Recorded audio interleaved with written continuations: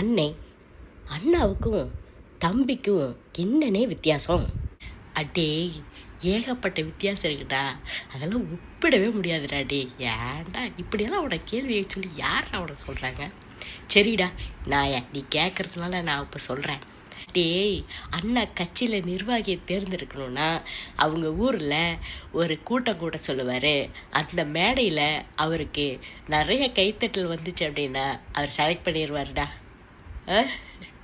ஆனால் தம்பி இருக்கார்ல, தம்பி, அவர் என்ன தெரியுமா செய்வார்? யாராவது கை நிறையா தட்டிட்டாங்க அப்படின்னா அவங்கள பிசுறு மசுறுன்னு சொல்லி ஓரங்கட்டிடுவார்டா. அவர் அண்ணாவோட கட்சியில் அத்தனை பேரும் தலைவர்களாக இருந்தாங்க. அதனால் அவர் மாபெரும் தலைவராக இருந்தார். சரியா? ஆனால் இந்த தம்பியோட கட்சியில் இந்த தம்பி யாரையும் வளர விடுறதில்ல.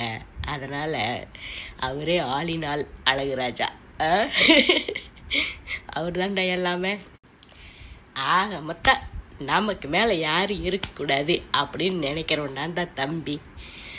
அண்ணா எல்லாரும் நம்மளை மாதிரியே தலைவனாகணும் அப்படின்னு நினைக்கிறவர் தான்டா அண்ணா. போதுபடா, போடா போய் அண்ணா கட்சியில் சேர வழியை பாரு. அதாவது அண்ணா ஆரம்பித்த திராவிட முன்னேற்ற கழகம், இந்த அண்ணா திராவிட முன்னேற்ற கழகம் இல்லை.